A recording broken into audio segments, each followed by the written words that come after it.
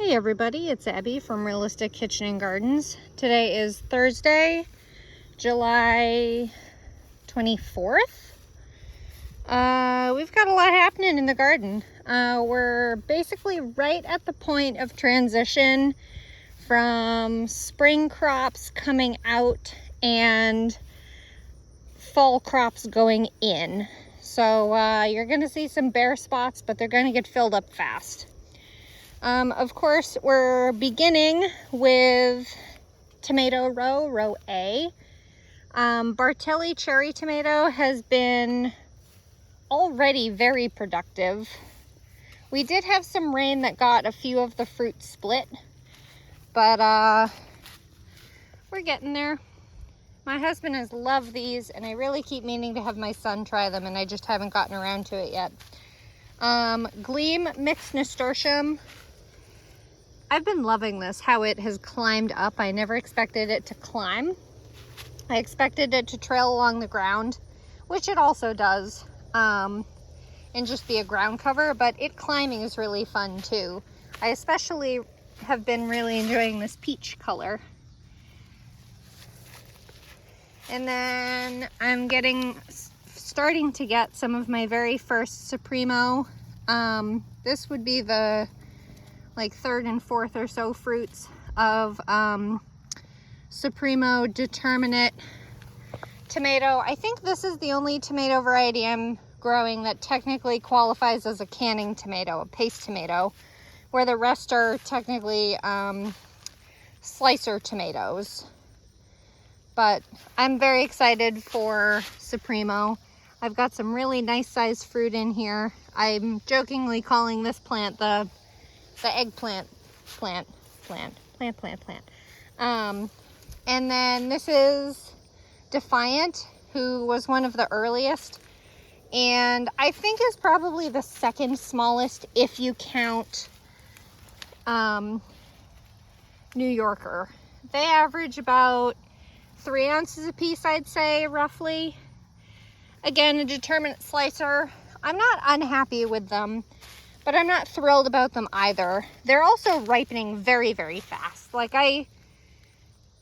I come out to the garden yesterday, or did I skip a day? Maybe I skipped a day, but anyway, all of these were green 2 days ago, and they're ready to harvest again. So this is my favorite color of the Gleam mix, this gorgeous, get out of my way, what are you doing to me? This absolutely gorgeous, dandelion yellow color. You usually see reds and oranges. I think there's pinks too, and even a mahogany color. So it's nice to see a color like that. And then this is Bobcat, who is most certainly the largest variety I have, Determinate. Haven't gotten any ripened yet, so we're waiting on, hand right in the spider web. We're waiting on these to ripen. As far as I can tell at this point, none of them are cracked. This one is a little bit funny shaped because of everything it's bumping into, but at this point, ooh, what is that? That's quite an interesting looking bug. That's pooping. And then I pulled out New Yorker. If you don't follow my Facebook page, Realistic Kitchen Gardens, you should, because it's where I update y'all most often. So with New Yorker, the plants were brittle. They were only producing fruits about an ounce each. And by the time the fruits fully ripened, they were already rotting in spots. And they had a lot of cat facing, that weird bruisey, gougey type thing. So I pulled it out. I finally had a little bit of time the other day to put in Florence fennel, and which is a new variety to me, but it's bulb fennel. It's not a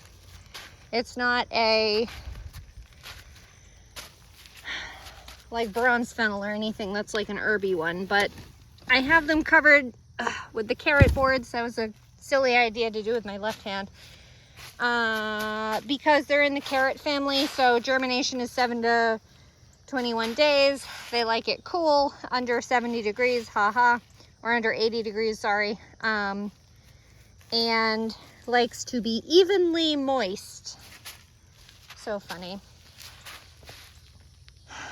The potato row is still an absolute crapshoot.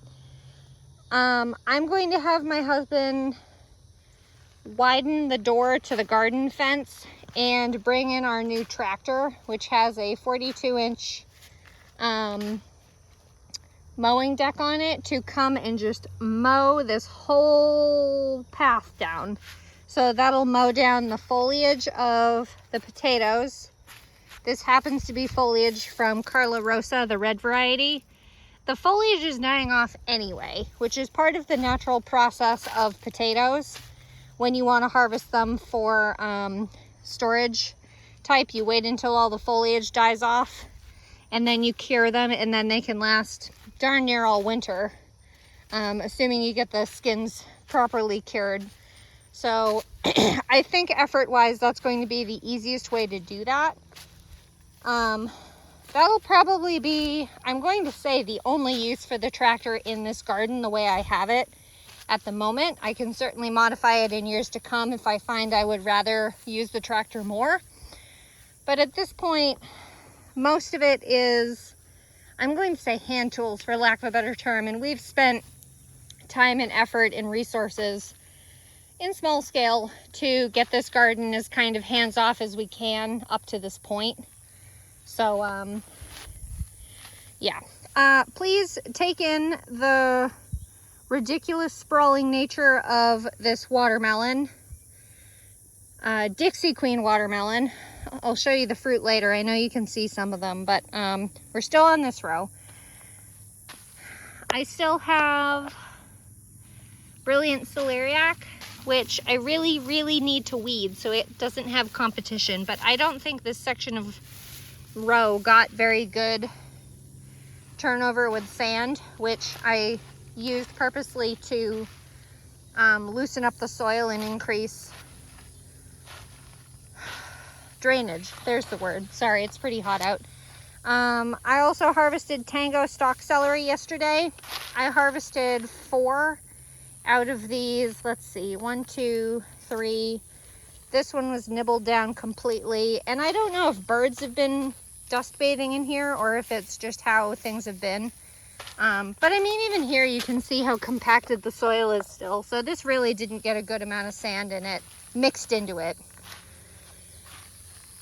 Early jalapeno pepper. I got a pretty good harvest off this the other day.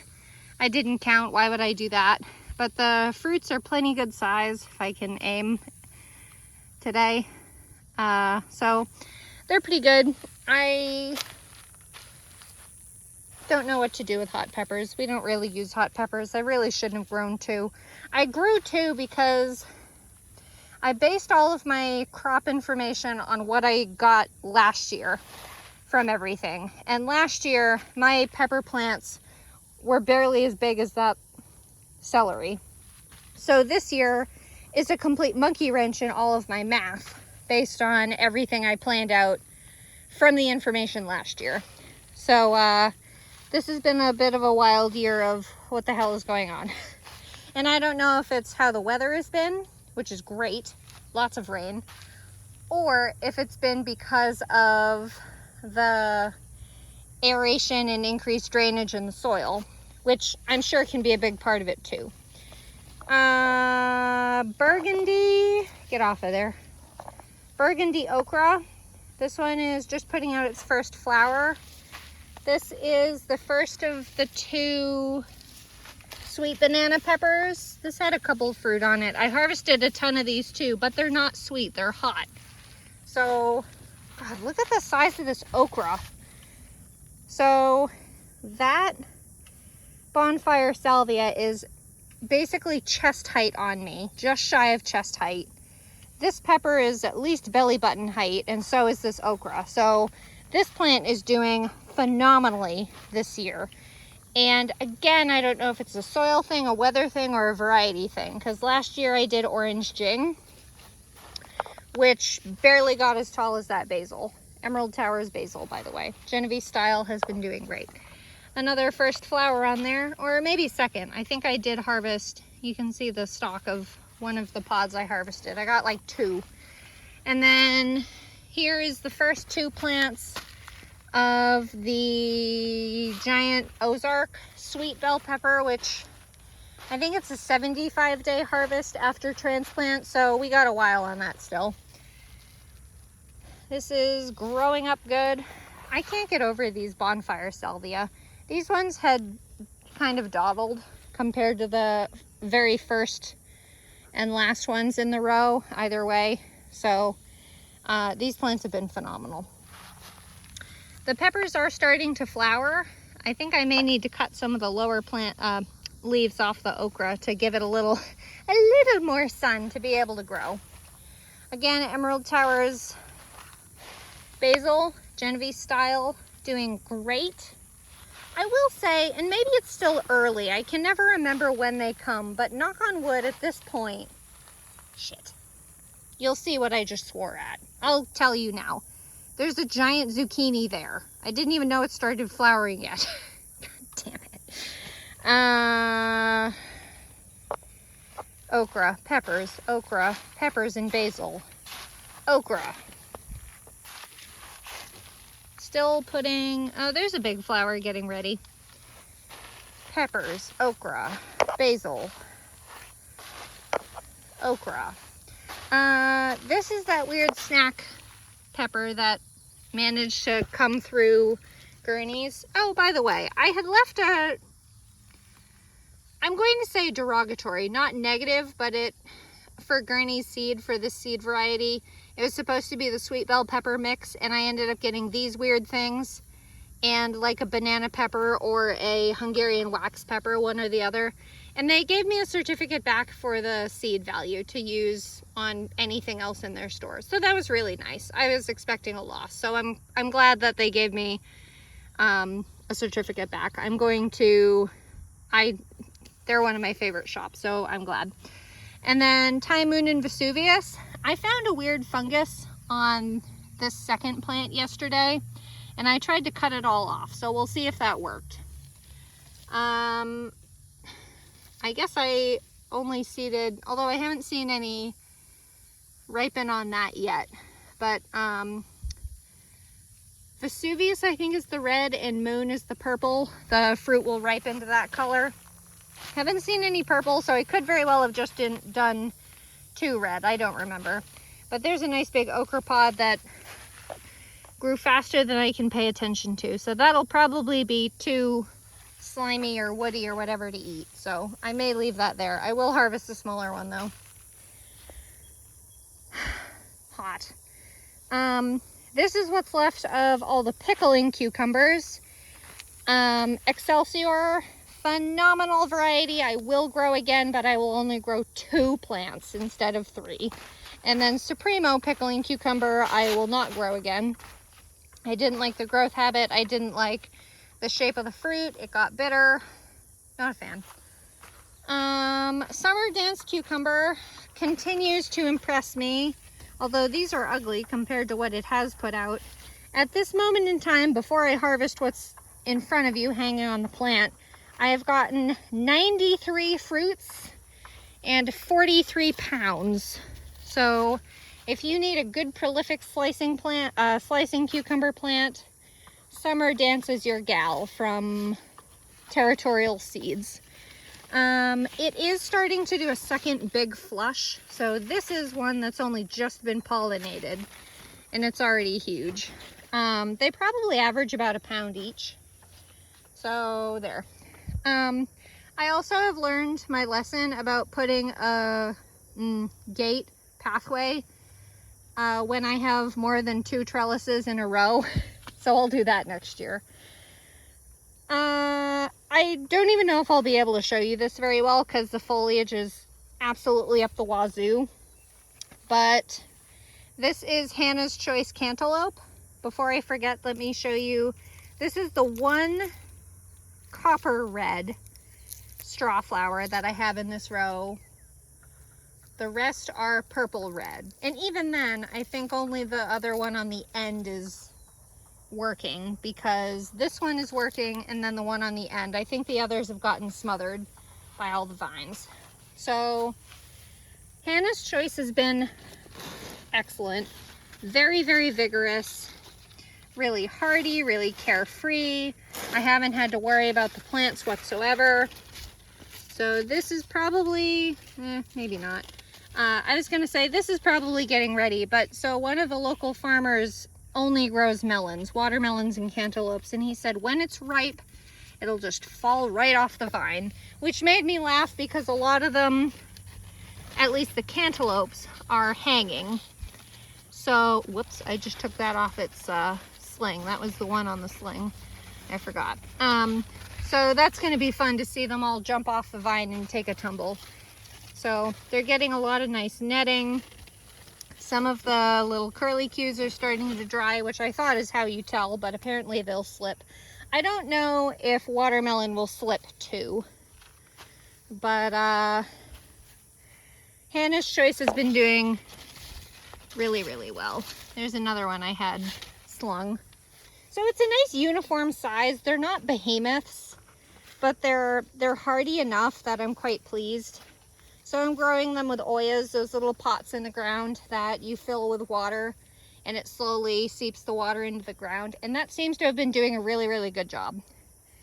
You'll see this limp foliage. This is from one of the pumpkins on the other side, and I haven't been in there yet, so we're gonna have to see what happened. And then on to watermelons. Dixie Queen watermelon. I'm trying to remember who I got that from. And actually, I just missed it. But here is one of the, you look atrocious, you poor beast. Here's one of the purple red, or purple copper, purple something. Really weird coloration. I don't know if you're being strangled to death by a vine or what. This is probably the second largest watermelon that I know of. I have this covered in a pair of what my grandmother calls nylons, but they're basically pantyhose. But they're like the knee-high sock type that I bought a 10-pack of for like 10 bucks. So they were nice and cheap. And I basically fed the melon into it, and then I poked a hole in the top of it so I could retie it up there to try to take some of the weight off the vine, because I did have one pull off and fall. And then I did another test. I think I only know of 4 fruits off the top of my head, but there very well could be more hiding somewhere else that I don't know about. 4, 5. There's another one that I have slung using some pantyhose, and that one is much more round. It's not as oblong as the others, and I think that one is about as old as the one we just looked at, wherever it is. There it is.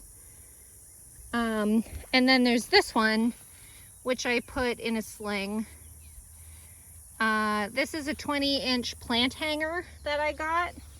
So the whole length of it from the ring down to the tip of it is 20 inches.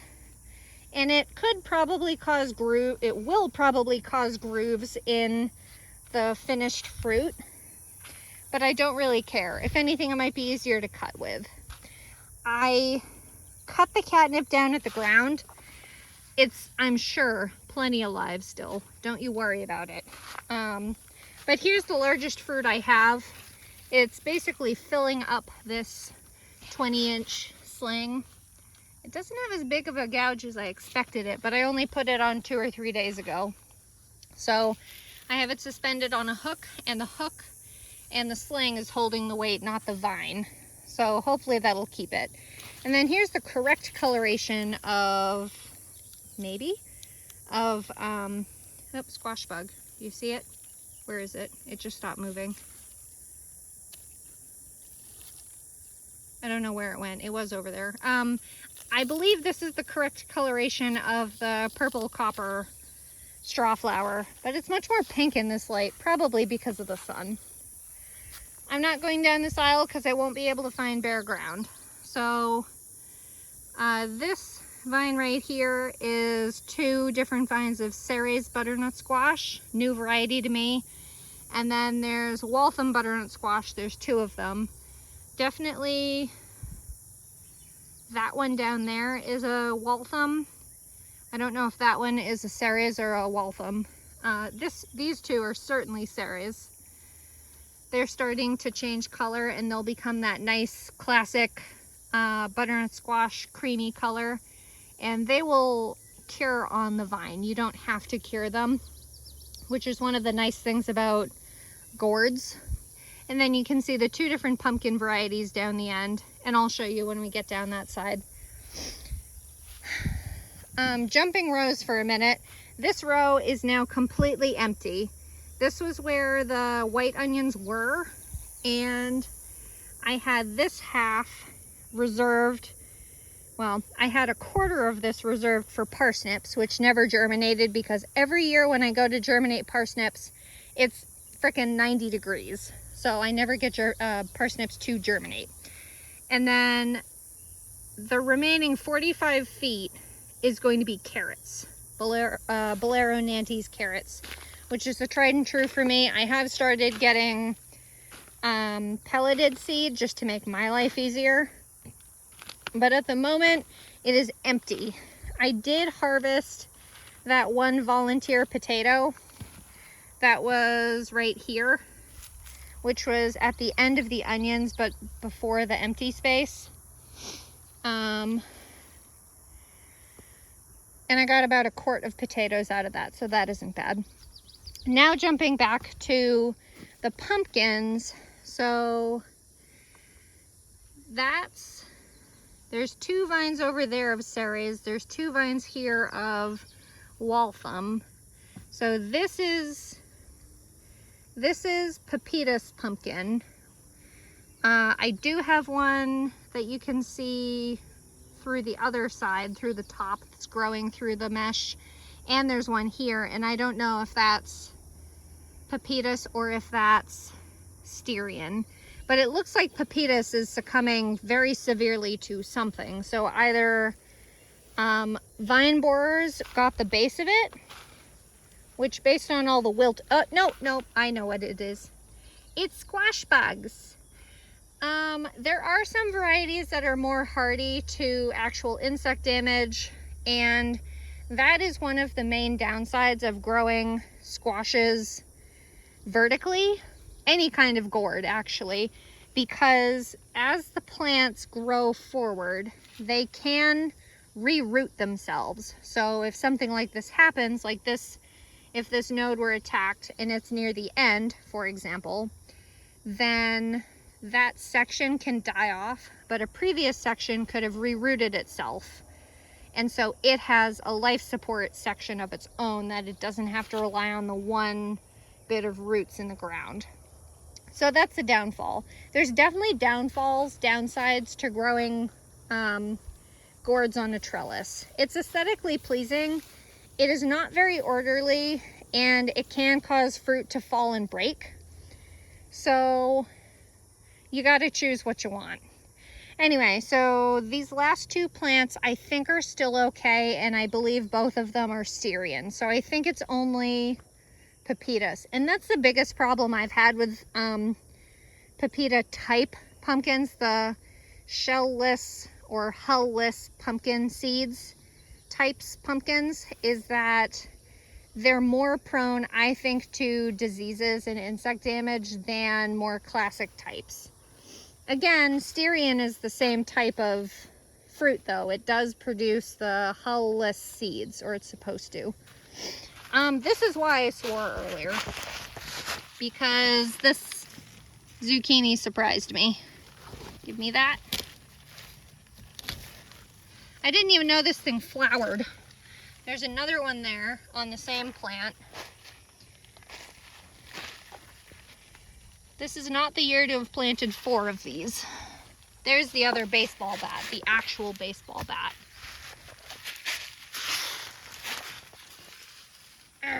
My husband's gonna be so mad. I've been complaining to him about how crazy the season has been because of all the cucumbers and because of my postpartum state. And now I have baseball bats of zucchini. So that's plant 3. And there's another one on plant 4. I should probably cut out 2 of the middle ones, or like one, ow, ew, or one end one. What the hell is that? insect. Yuck. I don't know what that was, but I don't want to know. I touched it and it was wet and slimy. Goddamn zucchini. My chickens will eat it. Free chicken feed. Spineless zucchini, seed to harvest 45 days, and here we are apparently. Lavender's doing great. I still need to pull this out and send it along. Reflowering, very medicinal. This is Provence. And then this, is this Hidcote? I didn't realize you were reflowering too. You've only just started. It is. This is Hidcote, which I think will be the best variety for keeping edible flower buds and all that. Munstead, I wasn't impressed. It doesn't seem to be flowering again. And then Elegance Lavender, which I seeded this year in, I think, January, February. And this is the second flush of flowers it's doing, so yay. Empty patch, the lettuce failed in there. And then my rainbow patch, that mostly just turned into a fire patch. Excuse my lazy term. Ooh, look at you, you're double. This is Cherry Queen Zinnia. This looks like it's actually a double flower mutation because the rest of them look like this. So it has technically, I think, 2 or 3 rows of petals, but this one has way more than that. So look at you. And then Strawberry Fields Globe Amaranth, still unimpressive for what I thought it would be. And it has a really weird growth habit. It grows very upright, but also very floppy, almost as bad as a very vigorous petunia. Here is the red copper straw flower. This one isn't fully open yet, but here's this one. I didn't realize this variety had such significant yellow centers. It's not my favorite. I think I like them most at this stage, or more like that one. So I'm gonna have to look for a different variety. Orange button calendula, not a fan. They're a little ratty looking to me. The way their petals, like they're super, like almost double bloom. They're certainly not a single bloom, but double bloom. But they look ratty. The color's nice, but not a fan. And then all of this petunia that you see is one plant that has sprawled out. And I don't know if petunia will reroot itself, kind of like the squash I was talking about. Goddamn catnip. Get out of there. Get out of there. That's grass. Congratulations. Yeah, don't ever plant mint plants in the ground unless you want them for the rest of your life. And I mean it. They come back by root, they come back by seed, they come back by rooted stems. That petunia is wild violet petunia. And then I also still have a couple stragglers of German chamomile. We went over this empty row, so we're back to moving forward. This is the 17 species bug mix, beneficial bug mix formula from Territorial Seeds. This is Snapdragon I planted. That's not part of the mix. So there's this yellow one and then pink one and a second yellow one. The burgundy one died off really fast. Oh no, it made a liar out of me. So cilantro, that's more Snapdragon. Cilantro, I have no idea what that orange thing is. I thought it would be Candy Tuft, but I guess not. Lots of cilantro, which is really tall. California poppies. This, I believe, is Sweet Alyssum working on going to flower, so that'll be a shit show if it all flowers. Lots of bugs flying at me. This is dill, some variety of dill, probably bouquet dill or mammoth dill, one or the other, but it's just getting ready to flower. I had been plucking little fronds off it for dill because I couldn't get any to germinate this year.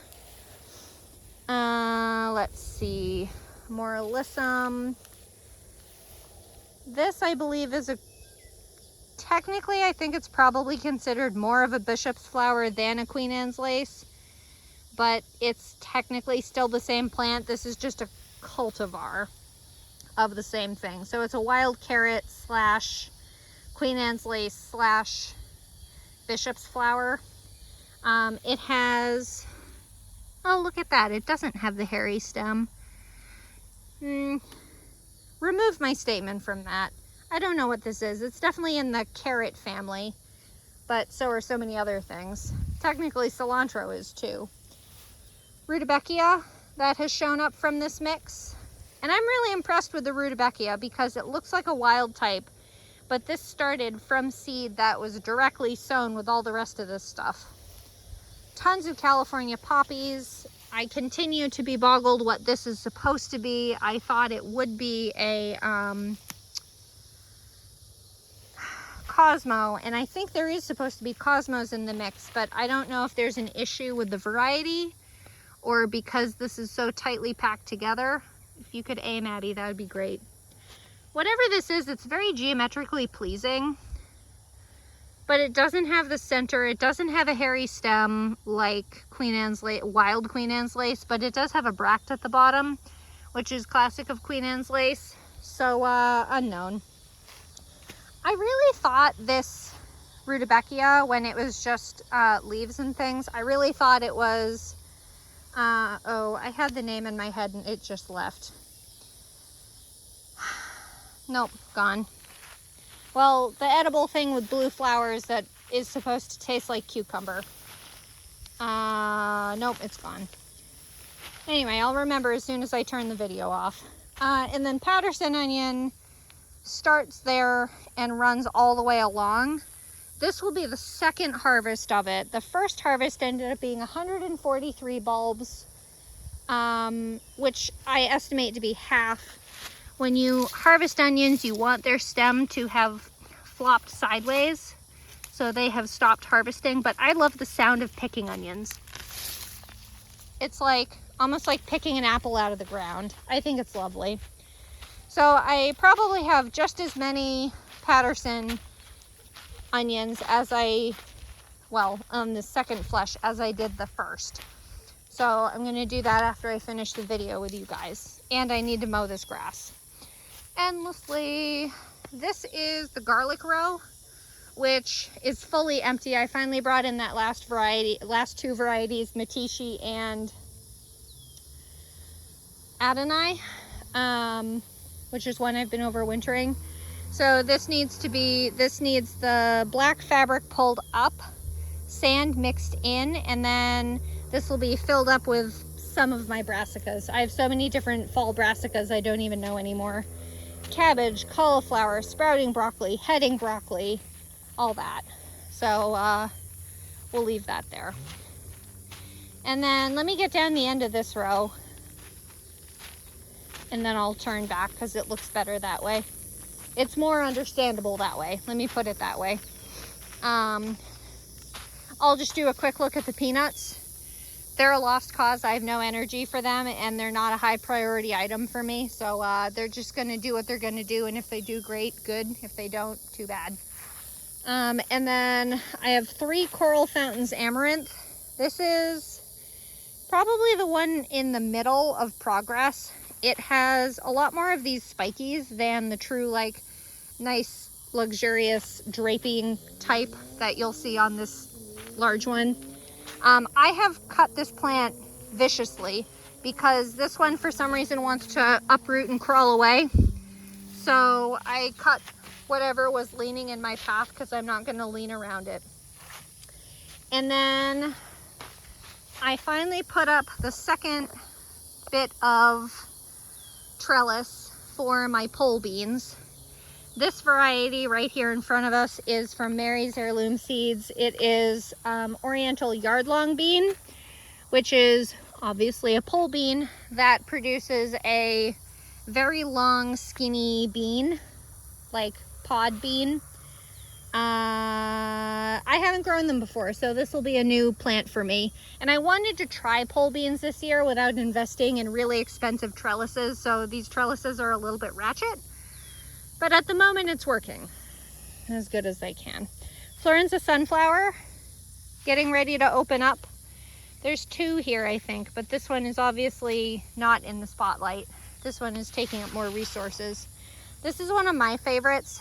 The uniformity is perfect. The first seeds I got from them was from Fedco Seeds. And the second batch I've gotten from someone else, I can't remember now. So we'll see if they're as uniform as Fedco's. And then I have moved, I uprooted and moved Bonanza Mix Marigold here in between the sunflowers, right on the other side of the pole beans. Just for a little color, and they were getting really overshaded by one of those giant plants over there. And then another Florenza sunflower, another Bonanza mix. This mix is like obviously a different cluster of, like that's a solid color one. This one is mostly burgundy with a little yellow. And then this one is similar but not the same. And these are single plants, but the variety, the mix inside is a variety. And then right behind this Florenza is my first few seedlings of Champion of England. These were seeded from my seeds from the plants that grew this season. So the germination isn't that bad. I didn't get as many as I wanted because this was the only spot that would be tall enough because of how long the squashes take and melons and such, and ground space obviously. So this is the most gorgeous of the amaranth, which is why I chose to grow this. I saw it in a vase and I was good friends with the florist that grew them. She grew Heart Lies Bleeding, which is a nice deep red burgundy, but I think it's so pretty. Like the drapery is just so good. I knew the plant was large, but this is a little bit bigger than I thought. It branched a lot more than I thought. So I may take that branch off and that branch off so it's not impeding the beans. All the rest of the trellis, which is 2 panels, roughly I think 8 feet each, is Kermanat pole bean, which is a purple potted classic pole bean rather than the oriental yard long type. I definitely need to weed this. This Florenza is very mad about it. So these are getting up into the second bit of paneling, so we're getting there. Again, I need to weed. Here's another Florenza that's mad at me. Yeah, get in line. And then here's the last of the Coral Fountains Amaranth, not doing well at all. And I think based on how I'm doing my garden, I need to start spacing off at least a foot off the row or off the path, whether it's this part of the path or that part of the path, because it's just so compacted. And this is a large plant, so I'm not surprised it's having an issue. I think I only planted it about 6 inches from the actual edge. So there's that. And then my sweet corn is doing way better than I imagined. They're not ready to harvest yet, from my understanding. This, I believe, is Solstice. But I mean, I have some good size ears. They're nice and firm. And the silks are starting to turn. I think they get a little bit more brown than this. I could open the husk a little bit and see what the milk content is like from the kernels, but I think I'm gonna leave it for right this instant. A lot of these are in a little bit different of a phase. Like this ear is just in silk, like nice fresh silk, where a lot of the others are kind of starting to turn brown, which means they're pollinated and growing and all that jazz. So hopefully I'll be able to harvest some nice sweet corn soon enough. Like these ears they're decent size. I'm pretty happy. This is after this orange steak is kickoff, or I have them reversed. I'll definitely get my head on straight when I harvest them, because that's the important part, is my record keeping. Loser that I am. I think this variety, I think they're about the same. They're all seeded exactly the same, and I think their seed to harvest day is 1 day different. So I really can't complain. And then these petunias are still alive, impressively enough. This one has, look at this. This one has 1, 2, 3, 4, 5 different ears that are trying to silk out. I don't know how much pollen you have left. You might be done. I don't know what the pollen state looks like. They have these little wormy things, but I don't think that's the pollen. I think they just carry it. And then this again is the remnants of the spring brassicas. Oh, maybe I'll pull those out tonight too, if I have the time or energy. Sweet alyssum, a mix of the purple and white. This is supposed to be a great crop to attract predatory insects, to keep off like cabbage moths and other pest types for brassicas. And yet we have a friend. Not that I know what it is, but it's there. Ooh, there's 2 of them. This is brown mustard, which has its pods pretty full, but I'm still waiting for them to turn brown. Actually, this one on the ground is pretty brown, and you look pretty full. So how you doing? Tell me your secrets. Give me your secrets. You do have secrets, look at that. If I had any, maybe it's white mustard. No, based on the foliage, it's brown. If I had any gall to me, I would pop them in my mouth and see which one it is. But this looks more like yellow mustard to me based on seed color, because brown mustard is pretty dark, although it's not black mustard. Anyway, and then that's a little bit of yellow mustard right here, these little curly pods. And here's the rest of the yellow mustard that for some reason is not stopping flowering. It just keeps getting more and more shrub-like. Yeah, I don't know.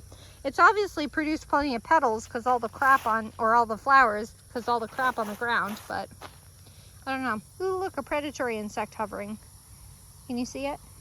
It's black and yellow striped, but it looks more like a hoverfly than a bee. Anyway, let's make our way over here. This is just all weeds except for the sweet alyssum. And then stems left over from cauliflower. That's a yarrow, which is my nemesis, and more alyssum. I'm gonna have more frickin' alyssum in the garden next year than I'm gonna have vegetables. Okay, so under this I have 2 varieties of cabbage that I've been babying. It's what, the end of July? Almost? It's 20 something of July, 24th of July. So let's see. I may pull these out anyway because I have this spot staked out. Oh, there's a honeybee that bit the dust there. I don't know why. I don't have any. Yep, I don't have any kind of bad things here. Anyway, so I have this spot staked out for, I think it's sprouting broccoli, which is our favorite of them. So whatever's here is probably going to come out tonight because I'm sick of waiting for you. And really, spring brassicas are really hard to do because, especially this year, the temperatures have gone from freezing to lukewarm to hot. Like there wasn't a good range. It was just one day it was high of 30. The following week was like high of maybe 50, and then it was in the 80s. So it's like, how am I supposed to grow brassicas here? The fall is much easier. And some things I'm going to try direct seeding this fall. So I'm going to try direct seeding Chinese cabbage, which is only 55 days from seed to harvest, allegedly. I've started, get out of my face, my hat just fell on me. I've started early kale. Have I done cauliflower? I can't remember now. Brussels sprouts are a big one for us. That's definitely going in the garlic row. This is Tiara. That's a nice firm head, itty bitty, but nice and firm. This is Tiara number 2, itty bitty. Tiara number 3, itty bitty and a little squishy. And then this is Katerina number 1. I see you're very open. You're pretty, but you're very open. you're only supposed to be a 45-day variety. Itty bitty, like that one's like the size of a tennis ball. This one's the size of a golf ball. And then this one's the size of like a weird rumpy tennis ball. So these are gonna come out tonight, and I'll start roughing up the ground to transplant, harden off and transplant my fall brassicas. I technically should not do the same crop in the same spot in the same season succeedingly, but I am out of room, so there. Row 2 of the corn. Most of this corn got pollinated because of me. I did my pepper tapping trick, which I didn't know if it would work or not, so we're gonna have to find out if it, if it did or not. But most of the time when I tapped them, I ended up getting wormies. Not wormies, but like these things. They ended up falling on them, and I figure those at least are carrying some kind of pollen, because most of the pollen is actually like air drift powder pollen, like pine pollen. But there's only so much I can do for that. That ear is so low on that plant. It's like almost on the ground. So that's where I'm at. We're getting there. Baby steps. I definitely loused up this season. I think my one regret was seeding my pole beans a second time, because I originally seeded them out in May. I had Carmenet and I had purple pod pole beans, very cleverly named, yes. And I didn't have a good trellis. I originally had planned the trellis to be the top panel only. I only just added that. So the bottom panel was naked, so all of the plants were basically flopping over to the side and getting all these crazy shapes to them and curling themselves around each other. But until I really invest in, although Carmenet's gonna make a liar out of me because this is all nice and uniform and neat and cute. The Oriental pole bean will prove me right. Yard long bean, excuse me. The yard long beans are doing kind of what the two varieties were doing before. And obviously this trellis system isn't strong enough for what these are going to create weight-wise. These are just, these are not super steady. They're just staked into the ground or pushed into the ground. It's conduit pipe. So these are really not that steady. But I mean, it's a pole holding up a net, and that's technically all I wanted at the time. So if I like pole beans as a plant in a close enough enjoyment way as I did bush beans, I will invest in a better pole bean trellising system. But until that time comes, this is what we're gonna get. And it's an experiment, kind of like the corn this year and the peanuts.